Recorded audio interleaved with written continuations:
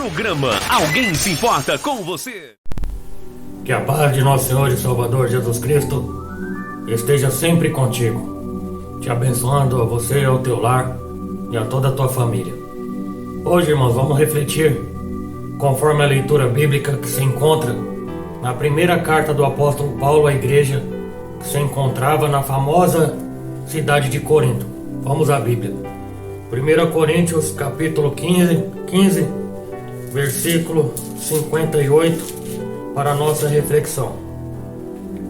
Portanto, meus amados irmãos, sede firmes e constantes, sempre abundantes na obra do Senhor, sabendo que o vosso trabalho não é em vão no Senhor. Louvado seja Deus. Aí eu começo aqui, irmãos, como de costume, fazendo perguntas. Eu vou fazer aqui uma série de perguntas. Quantas vezes você teve que lidar com a inconstância espiritual? Inconstância espiritual. Quantas vezes você se propôs a orar e ler a Bíblia todos os dias e em poucos dias desistiu? Quantas semanas você deixou de ir ao culto ou à missa porque estava desanimado? Quantas vezes você se sentiu fraco espiritualmente? Quantas vezes você viu a sua fé chegar à estaca quase zero? Quantas perguntas, né, irmão? Todos nós passamos pela inconstância espiritual. Em algum momento da nossa vida cristã, nós passamos por isso. O grande problema é quando isso se torna uma rotina na tua vida, ou na minha vida, ou na nossa vida. Eu não estou falando sobre os atos altos e baixos da vida, sobre a nossa instabilidade e inconstância no nosso relacionamento com Deus. No Salmo 1, nós vemos um paralelo entre a árvore plantada e a palha. A árvore plantada tem raiz firmada no solo, por isso o vento não a leva e ela permanece de pé. Já a palha, ela é levada de um lado para o outro, para onde o vento soprar. E assim é na vida cristã. O cristão tem raízes profundas e não se torna inconstante, não se abate facilmente, não perde a fé, porque as suas raízes permanecem de pé, permanecem fortes. Mas quem não tem profundidade em Deus se torna como a palha. É aquele cristão que se move conforme a circunstância da sua vida e da sua fé, baseada no que ele vê, e se move conforme a opinião dos outros. O mesmo paralelo é visto em Mateus capítulo 7, versículo 24, onde o Senhor compara uma casa firmada na rocha e outra na areia. Louvado seja Deus. Casa firmada na rocha não cai, firmada na areia qualquer coisa derruba. Da mesma forma, o cristão constante, que é aquele que tem fundamento firmado na rocha, que é Jesus, por isso que ele não se abate. Muitas vezes olhamos para o irmão que tem fé e achamos que ele só tem fé porque a tempestade dele não é tão grande quanto a nossa. Mas isso é mentira. A tempestade dele pode ser ainda maior que a nossa. Sabe qual que é a diferença? Porque ele está firmado na rocha. Talvez hoje você se encontre envolvido na inconstância espiritual, com a fé vacilante. Uma hora está bem, outra hora não está. Uma hora crê, outra hora não crê. Uma hora está animado, outra hora não está animado. Talvez hoje você seja um cristão palha, levado de um lado para o outro, movido pelas circunstâncias e pelas opiniões alheias. Mas eu quero te apresentar, meu irmão, minha irmã, ferramentas que irão te ajudar a criar raízes profundas em Deus e firmar seu alicerce na rocha, que é Cristo, para vencer este mal da inconstância. Primeiro, oração. Efésios capítulo 6, versículo 18. Quero ler aqui, irmãos. Efésios 6, 18. Louvado seja Deus. Orando em todo tempo com toda oração e súplica no Espírito, e vigiando nisto com toda perseverança e súplica por todos os santos.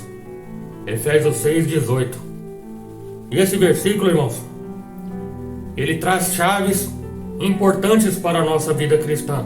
Alguns pontos. Orem no Espírito.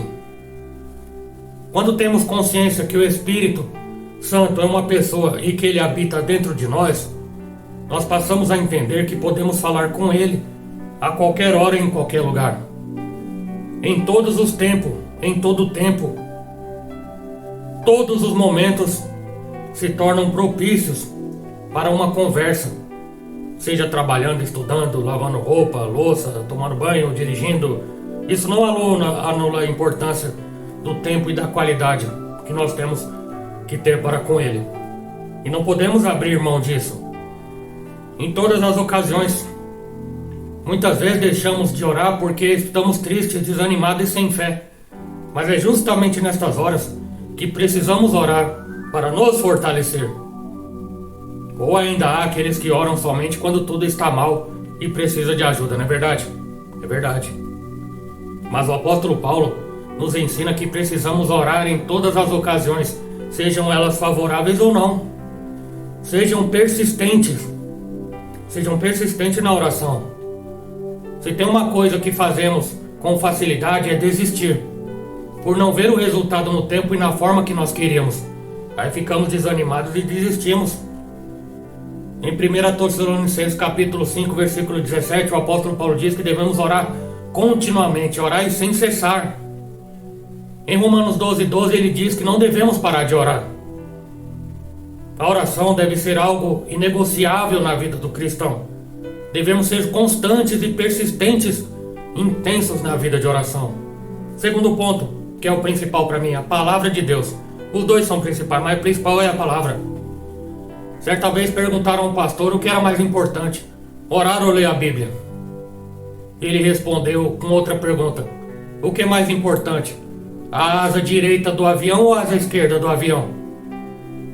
Então a leitura e a meditação da palavra junto com a oração possuem a mesma importância.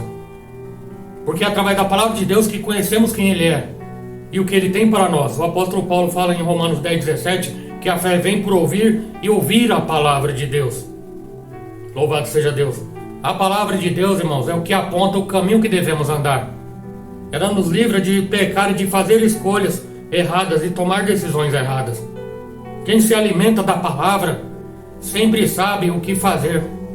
É como diz no Salmo: guardei no meu coração a tua palavra para não pecar contra ti. No Salmo 119. Relembre continuamente os termos deste livro, desta lei. Medite nela de dia e de noite, para ter certeza de cumprir tudo o que está escrito. Então você prosperará e terá sucesso em tudo. Josué capítulo 1, versículo 8, que nós conhecemos muito. Se queremos viver uma vida próspera, precisamos ler e meditar na palavra. Enquanto a meditação oriental fala de se esvaziar, a meditação cristã fala de se encher. Você lê a palavra, relê, e mais uma vez vai deixando aquilo encher o seu coração e se tornar uma verdade dentro de você, embora ela já seja verdade. Não basta apenas ler e ouvir a palavra, é preciso colocar em prática. Sejam praticantes da palavra e não apenas ouvintes, enganando a vocês mesmos. Aquele que lê a palavra e não põe em prática é semelhante a um homem que olha sua face no espelho e depois se esquece da sua aparência. Tiago 1:22. E o terceiro ponto eu já encerro, irmãos: o jejum. O jejum não é para Deus. Preciso deixar muito bem claro: o propósito do jejum, ele não deve ser usado como barganha ou moeda de troca para conseguir algo de Deus. O jejum não muda Deus, porque Ele é o mesmo ontem, hoje e será sempre o mesmo, até inclusive depois do seu jejum. Mas jejuar mudará você, vai lhe ajudar a manter-se suscetível ao Espírito de Deus. Em Mateus capítulo 7, versículo 14 diz: e vemos uma situação em que discípulos tentam expulsar um demônio e não conseguiram. Naquele momento o Senhor Jesus diz que eles não tinham fé e que aquele tipo de demônio só saía com jejum e oração. Por muito tempo eu achei que essa passagem falava sobre o poder de Deus, que era através do jejum para obter mais poder, mas não era isso. Nós temos o Espírito Santo habitando em nós, não é? Certo? Se temos o Espírito Santo, temos por completo, não dá para ter meio o Espírito Santo. Então todo o poder há no Espírito Santo que já habita em mim. E o que muda é a minha fé para colocar em prática esse poder. Então, o jejum não é uma forma de obter mais poder de Deus, nada disso. Mas para aumentar a nossa fé, para externar esse poder. Entendeu agora? E a vida em comunhão com a igreja. Vivemos em uma geração de cristãos feridos e machucados pela igreja. E infelizmente esta é uma verdade.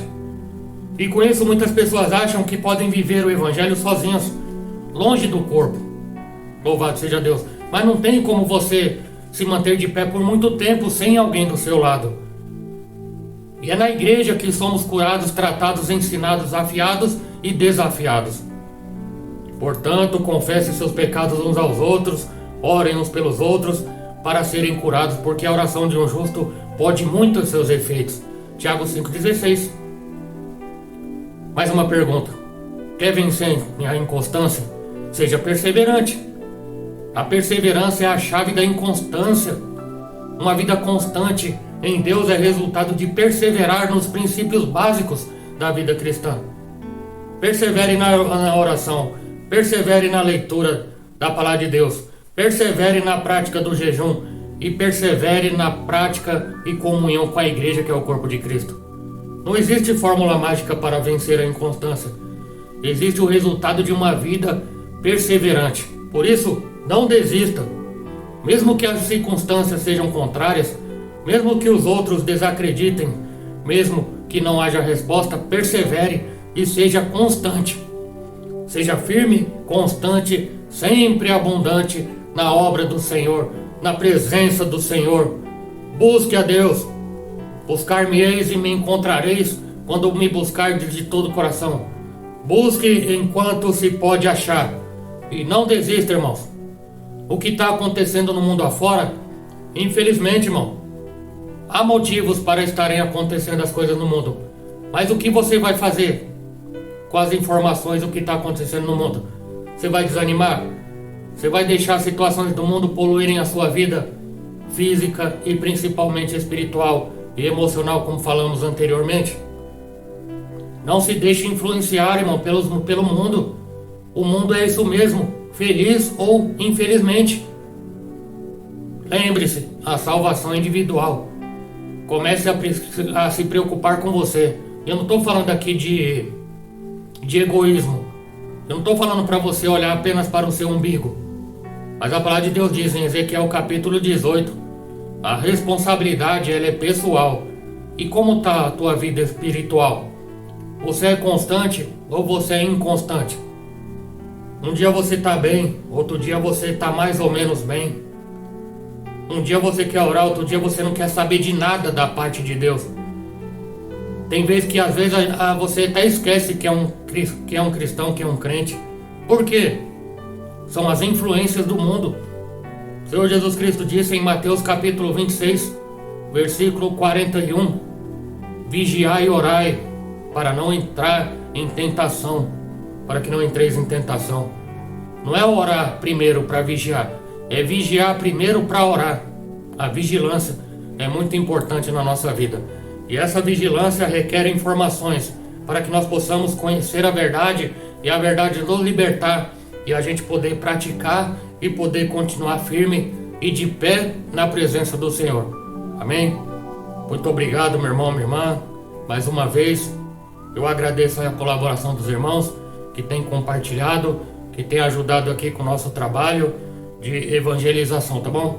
Que Deus te recompense, porque a palavra de Deus ela diz que o seu trabalho no Senhor não será em vão, tá bom?